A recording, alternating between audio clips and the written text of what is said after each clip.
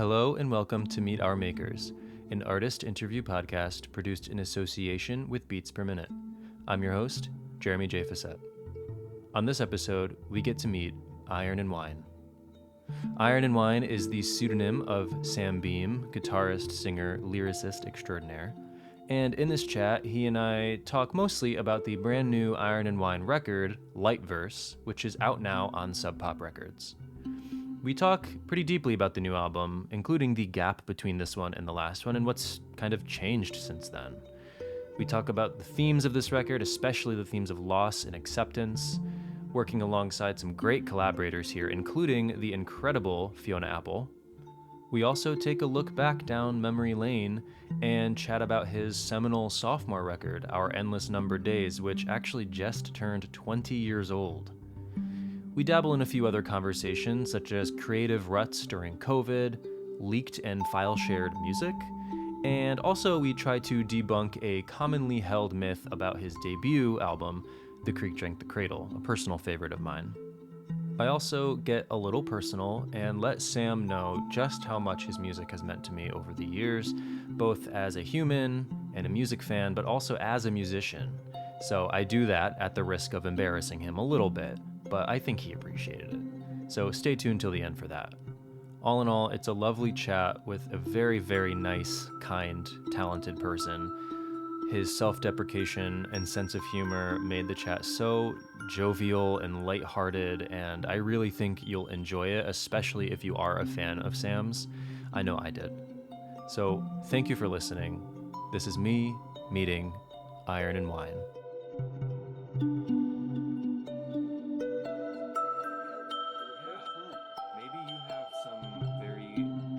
Strict security settings.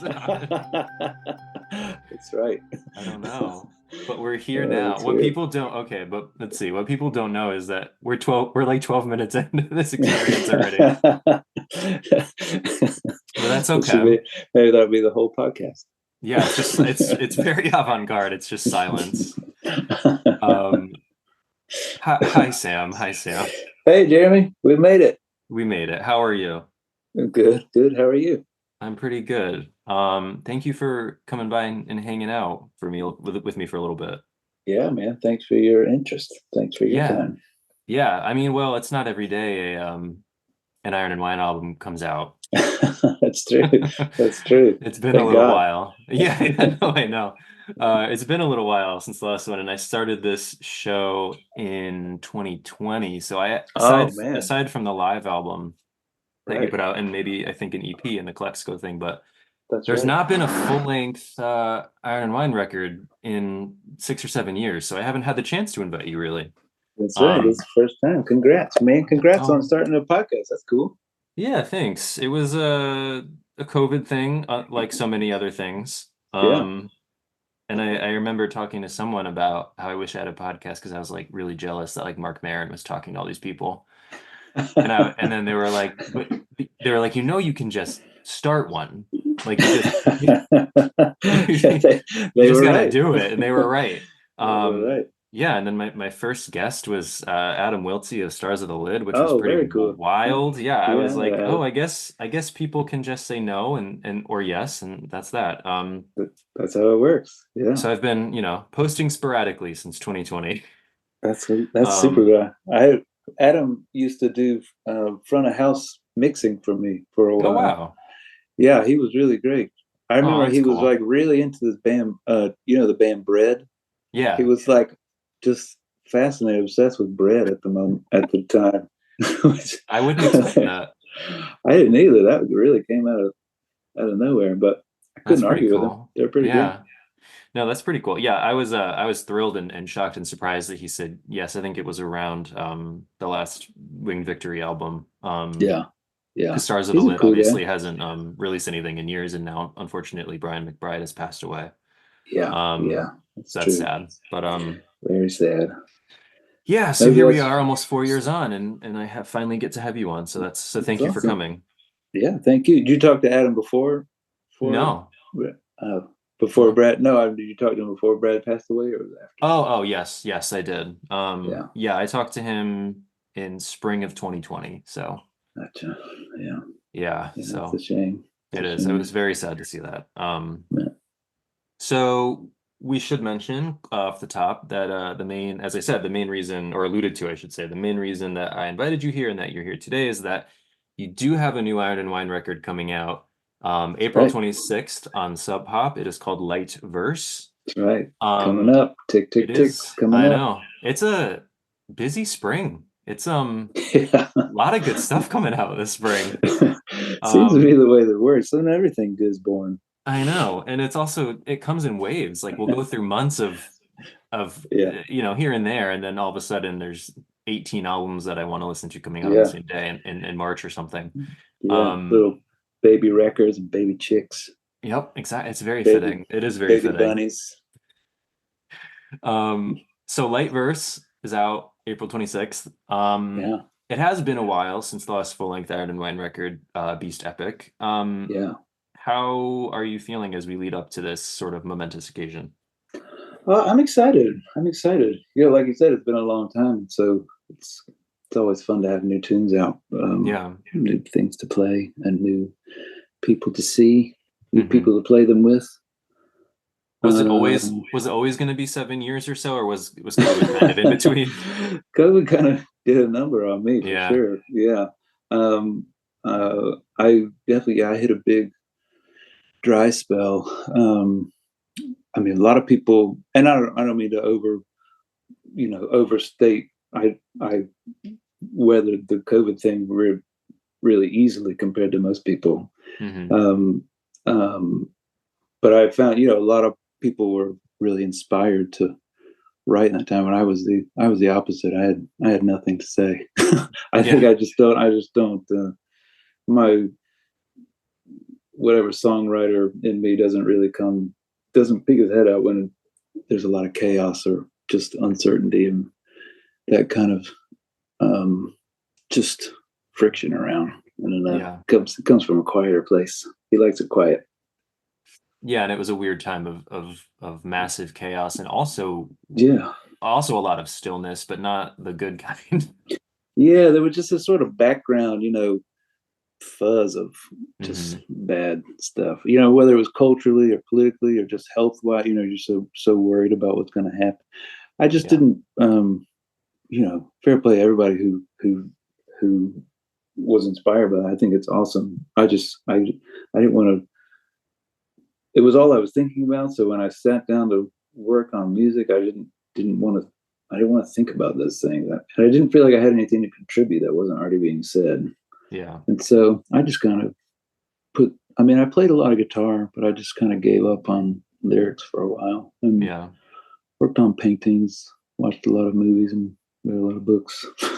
Yeah. Well, I mean, what else were we supposed to do at that I time, you know? know, I know, yeah, yeah. I'm I always mean, amazed at the people who made it through COVID without reading and watching and writing anything or I, doing. I'm like, I don't know what exactly you did with all that time indoors, but okay. I think, yeah, I don't know what they did, but I definitely, I could definitely relate to just having a hard time focusing. I'm not going to Yeah. say I gleaned a lot out of those things, but I definitely Right. put in the time.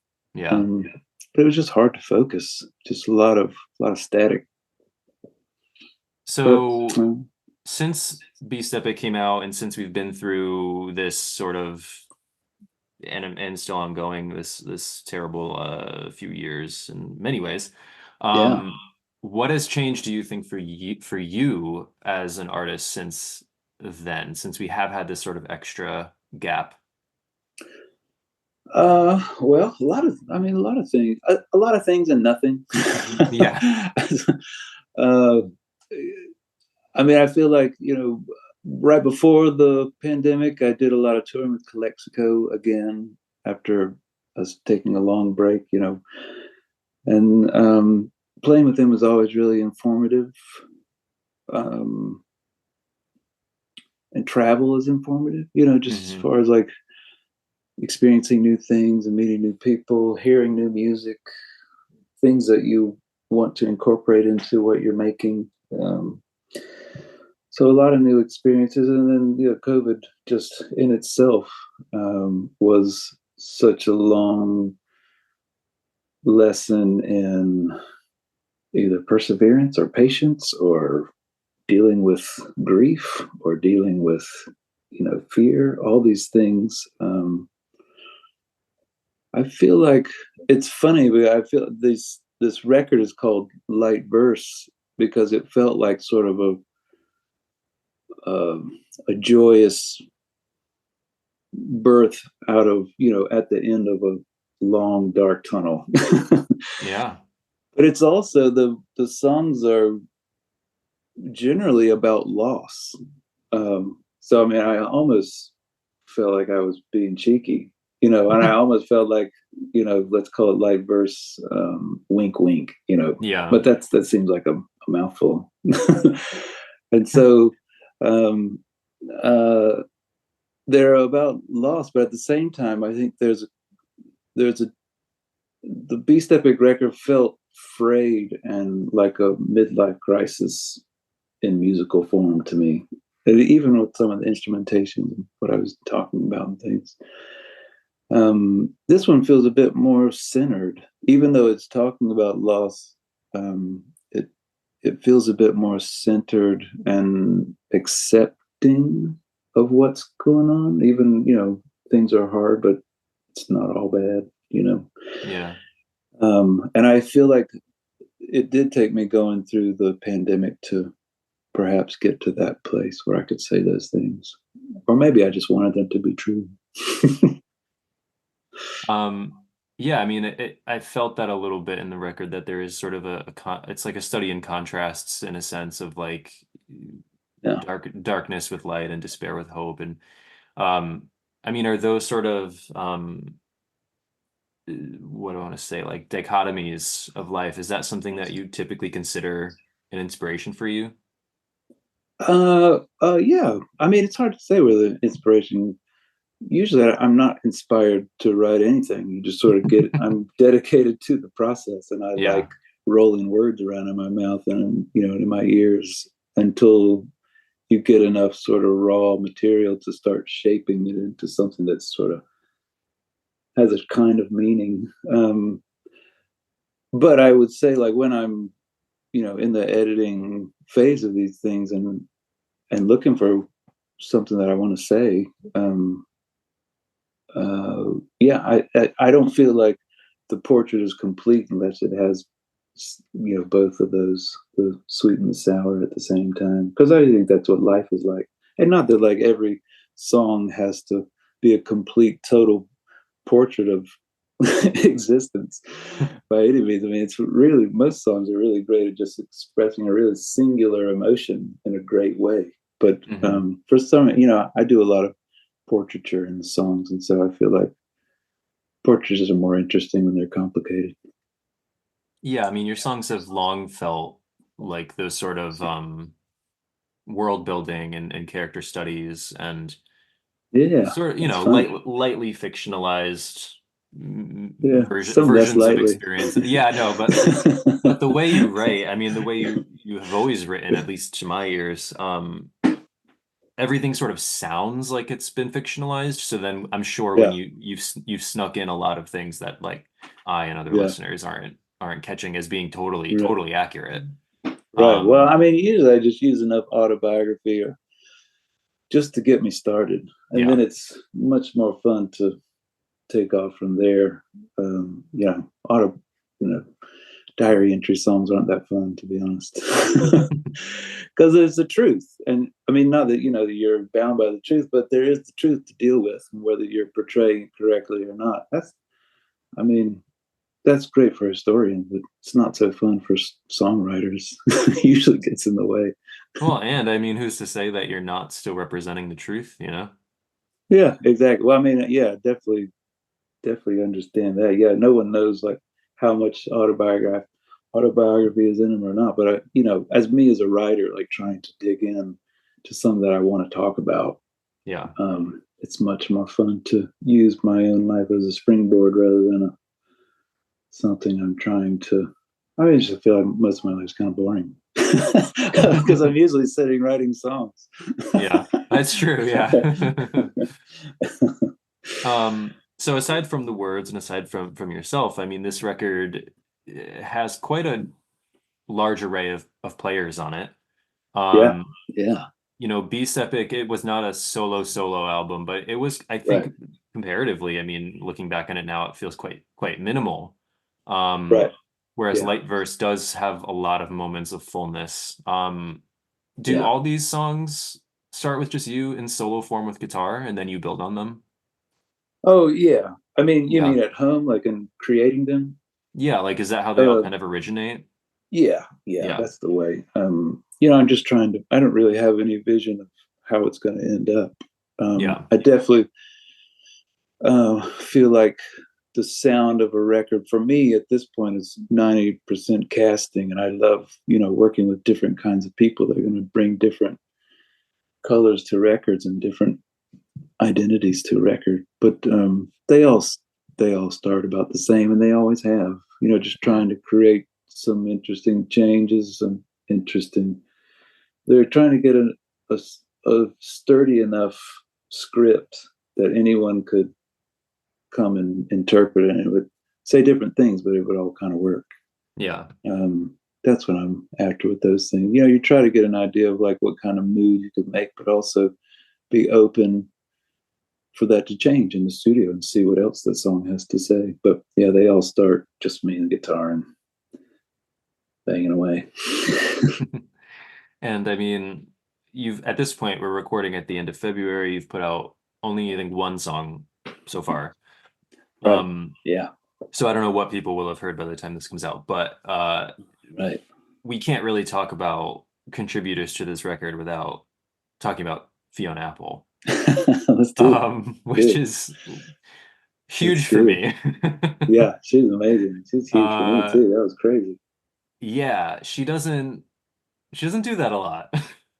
I know, man. She When she must. does, and when she does, it's you got to take her Obvi- up on it. Obviously, her standards are slipping. No.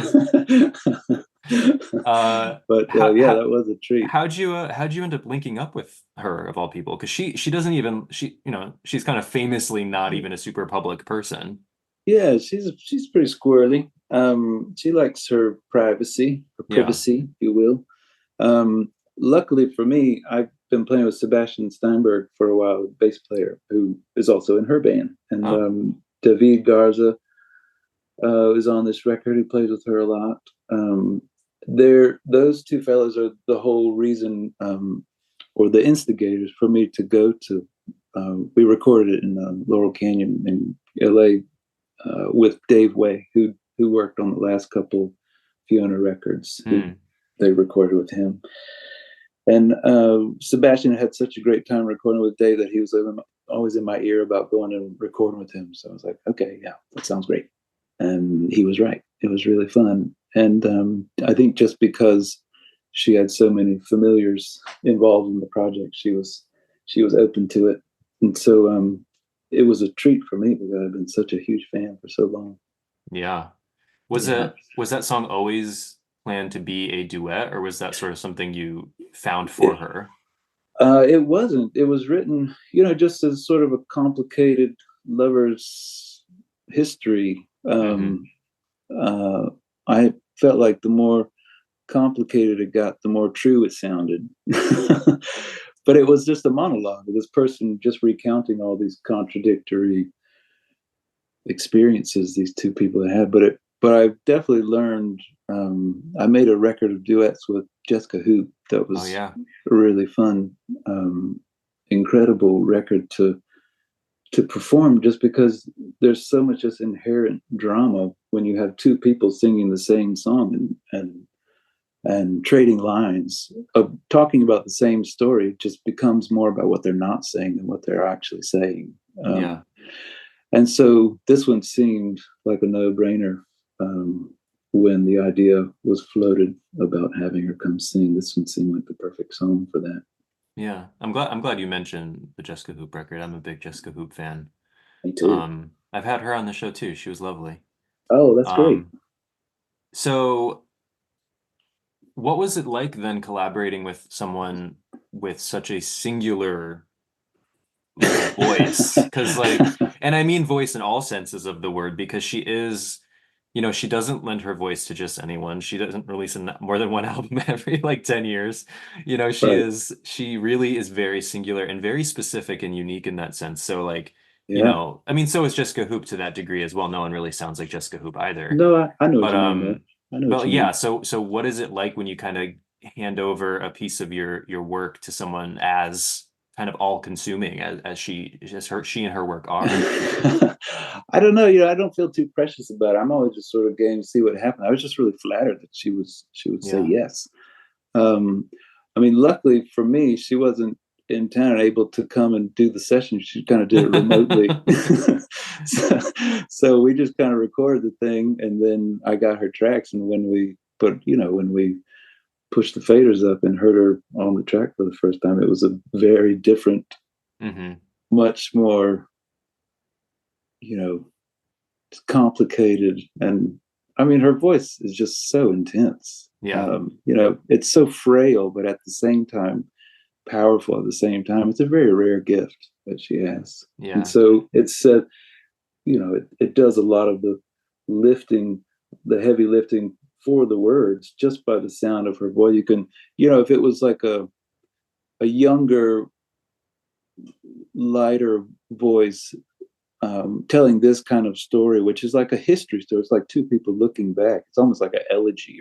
I Mhm. mean, there's a lot more success in it than to call it just all loss. But if someone with a younger voice had sung it, I don't mean that she's old. Just, her voice Yeah. has some weight to it Yeah. that suggests a history, suggests a lived experience. And I feel like if it had been a younger voice, no one would believe it. You know what I Mm. mean? You could hear the words, but you wouldn't believe that someone had actually done these things. I know our cameras aren't on, but you made me sort of smirk when you were talking about her voice having weight to it, because I feel like it's had weight since she was like 17. Yeah, totally, Because she totally. just has that voice. She just has that. You're right. There is a frailty to it, but there's such a force to it at the same time. Totally, Um, there's like a totally. video of her. I don't know if you've seen it, but there's a video of her on YouTube backstage at a show with Blake Mills, and they're playing "I Know," Yeah, which is my favorite song by her, and it's just like the intensity it's unlike anyone else. So yeah. I mean, I've been a fan of Iron and Wine since I was a kid, basically, and Thanks, man. but I wouldn't necessarily call most Iron and Wine songs intense. Um, and I don't mean that in any sort of way. I don't take no offense taken. But yeah, like everything she does is intense. So it was an interesting thing to Yeah. combine. And also, I mean, I was assuming that you guys met through Andrew Bird. No, Um, yeah, no, I was on tour with him, yeah, not last summer, the summer before, and we would sing that song yeah. that they duetted their duet, but I would sing his part and he would sing her part. It was fun. No, I don't take any offense to that at all. I mean, my voice is what it is. Hers is what it is. I mean, she Right. didn't ask for it. It's a wild miracle, that sometimes we get born with these. Just they're not going to budge. They're not going to be something else. She's not going to have a Dolly Parton voice. She's going Right. to have a Fiona Apple voice, and mine is the same. I had band members who called my voice the whoopee. The whoopee, like you remember that movie Mr. Mom Oh with yeah. Michael Keaton? Like the kid has his like security blanket called and he calls it the whoopee. Like my voice is what it does. I mean, I like tried to, I've sang over the top of like total freak out free jazz solos, like sax solos, and it just makes it sound like a lullaby. It doesn't matter. So it's definitely not intense. It's like the opposite. Just gotta lean in. No, I can't help it, man. They're gonna rent me out as like a sleep aid. I don't think I've ever used Iron and Wine as a sleep aid. At least there's that. That's Um, true. and in addition to Fiona and the various guitarists and drummers that you've had on this record, you do have a whole ass orchestra. Yeah, yeah. Which I mean, correct me if I'm wrong, but is this the first Iron and Wine record with a full orchestra? It is, yeah. I mean, Yeah, I've done I some thought so. string stuff and I've played with the orchestra like some shows, but this is the first time. It's been on a record, and it's really all up because of Paul Cartwright. Paul, I brought Paul in to play some violin and stuff with us, having no idea that he had so many talents. And so he, we would do a track, and he would suggest something, and they usually sound like some great ideas. And so I gave him as much rope as I could, and he went with it.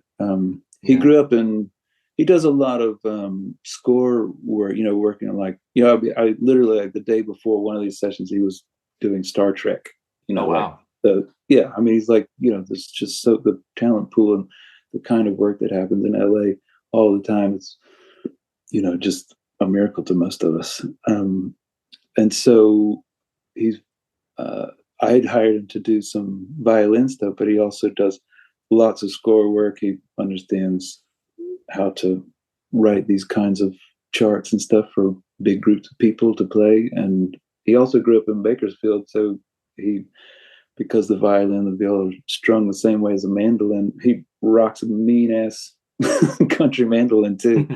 So he's an incredibly versatile player and talented.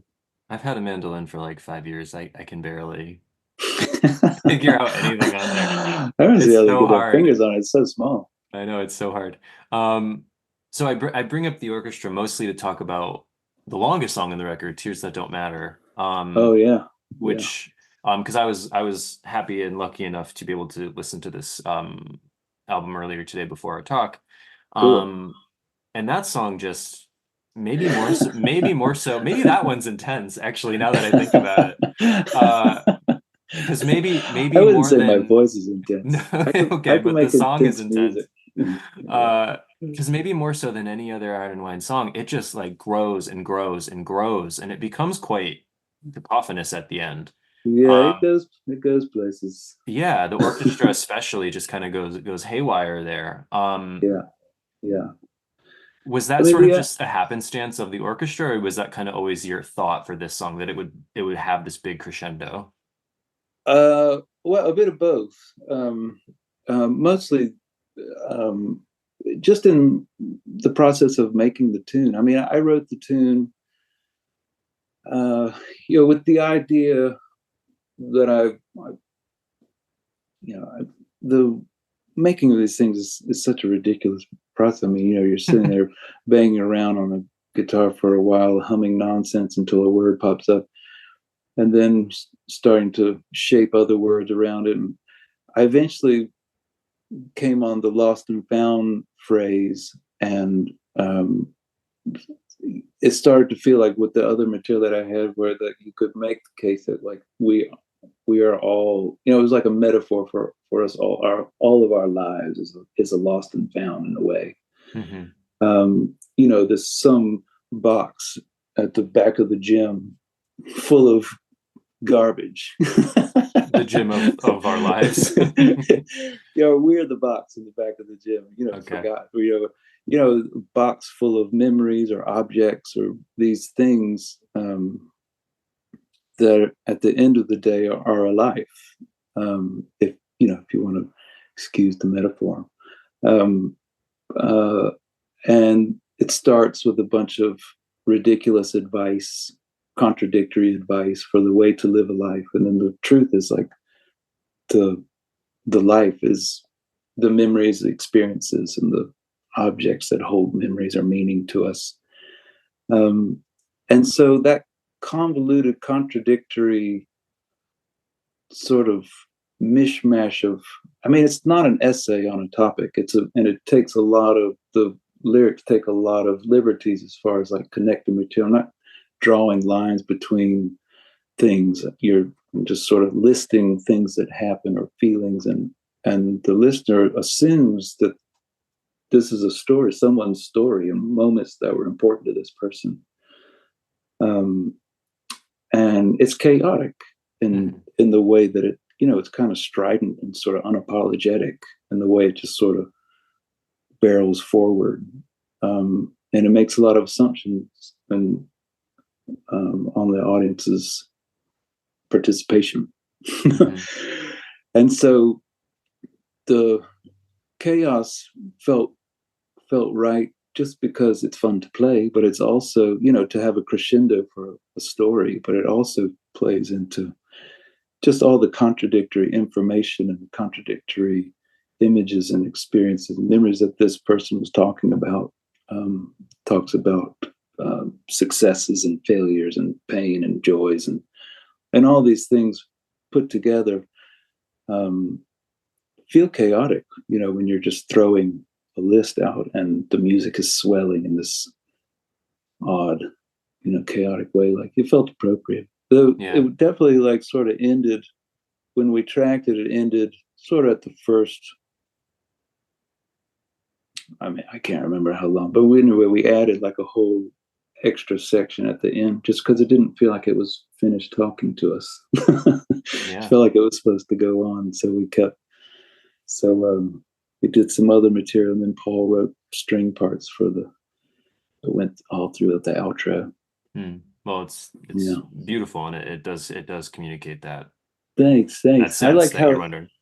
I like how it kind of borrows from a lot of different musical traditions. Like whether it's like modern pattern music, or these kinds of even like indie rock, jangly guitar stuff. It's kind of all over the place.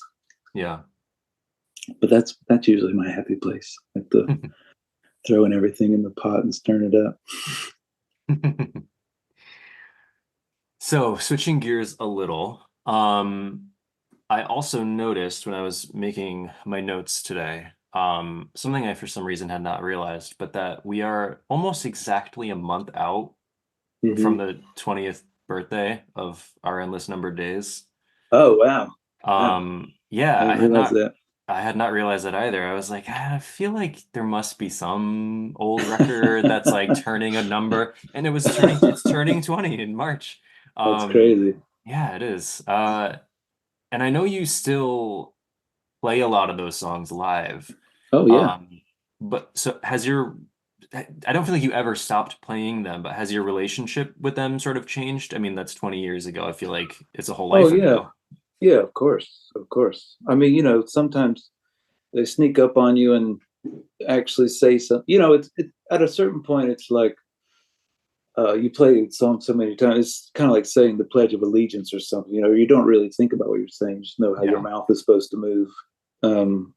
And you don't, you sort of disconnect with it just because of, just because you've done it so many times. Right. But sometimes they'll sneak up on you and something will change or something will happen or something will remind you of that.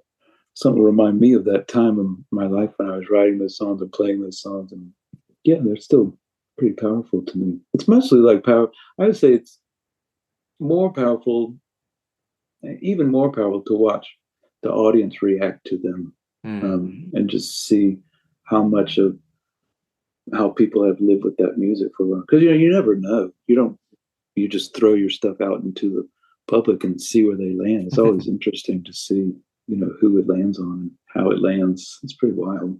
I mean, I feel really blessed. Well, yeah, especially with a record that's 20 years old, and you still play songs from Creek as well, which is 2 years older than that, and it's just the fact that those people, I mean, obviously some of the people smiling and singing those songs at your shows, maybe they found them yesterday, but like some of them are, they've been with you that whole time, and that must be a very strange and wonderful feeling. Yeah, it's really, I mean, like I said, I feel really blessed. I mean, most bands don't even last 20 years. Right. No, seriously. Or much don't last 10 years. It's crazy. And so, I feel really lucky, and it's a real treat to play them. And it does feel like our endless numbered days, I mean, looking back on it, it does feel sort of like a turning point for you in terms of sort of when more people started paying attention to what you were doing, and your visibility sort of grew. Did it feel like that at the time? Was it noticeable? Yeah, oh yeah, definitely. The I remember, I think the Garden State soundtrack was around the same time too. And so those two things, in my little small way, it definitely, the first record had made a little bit of a racket with people, and then when the next one came out, those people were ready to hear what else I had to say.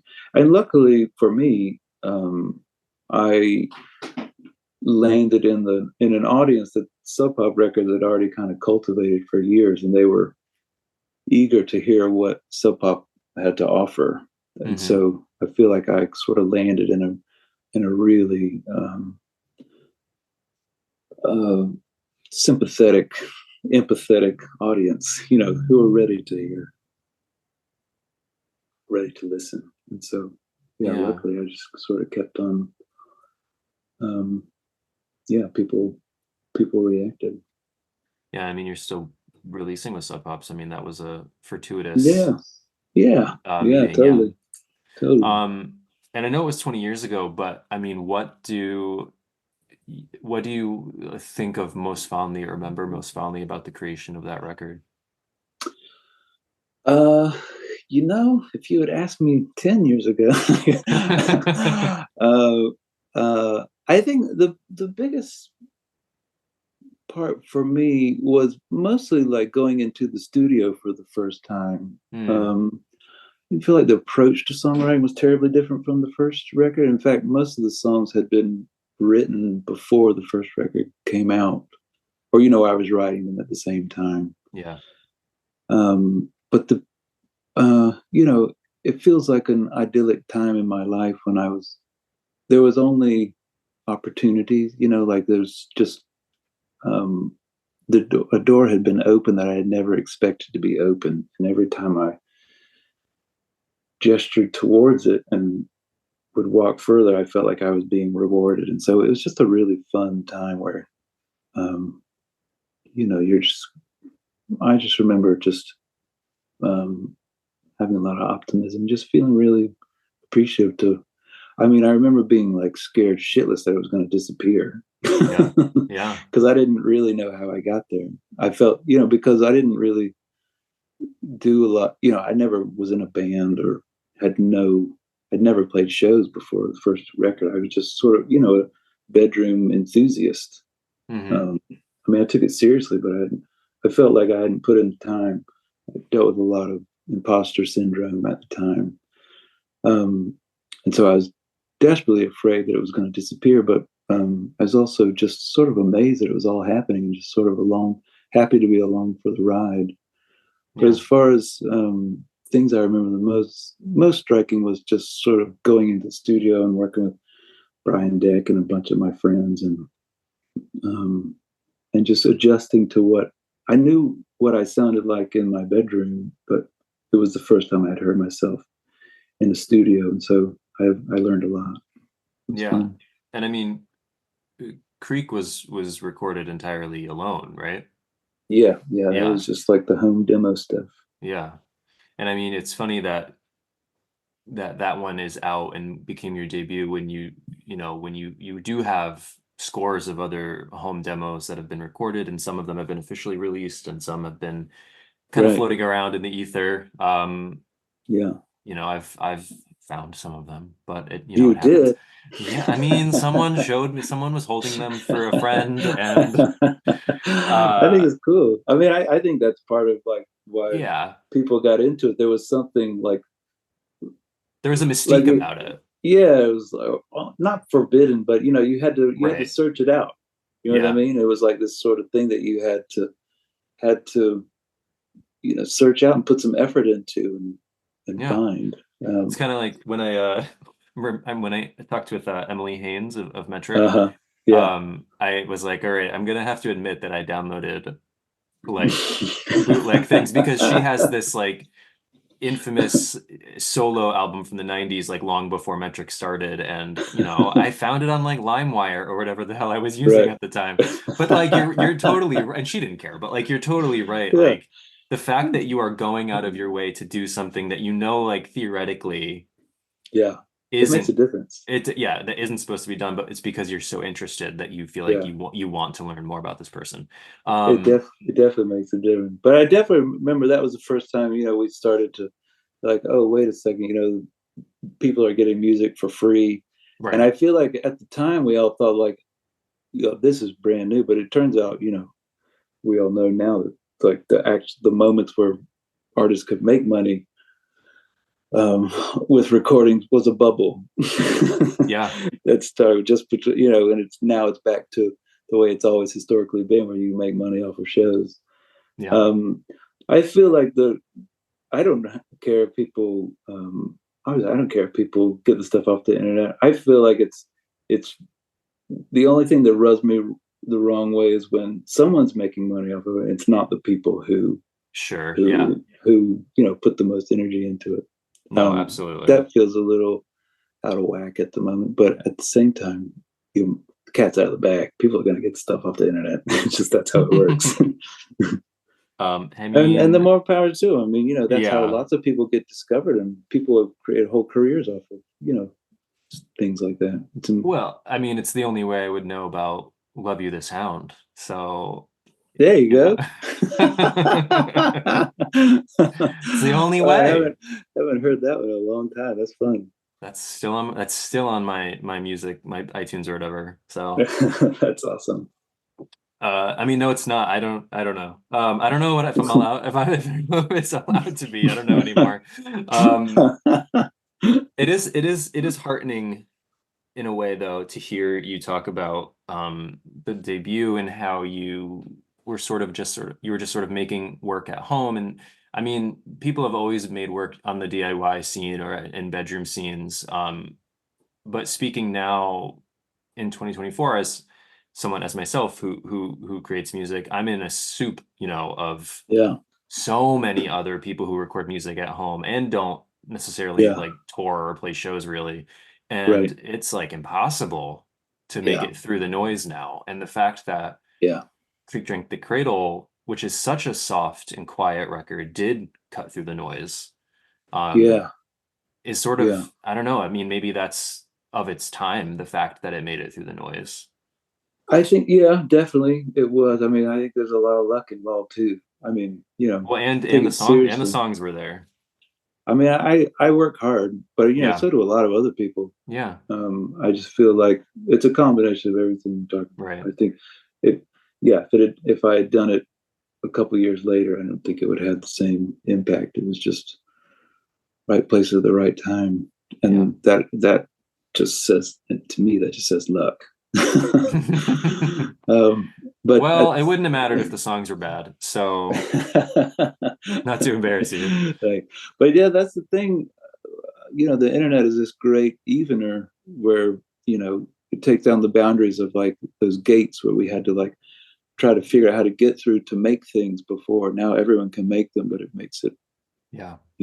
there's just a lot of material, Yeah. and it's really hard to differentiate or just be, like you said, be heard.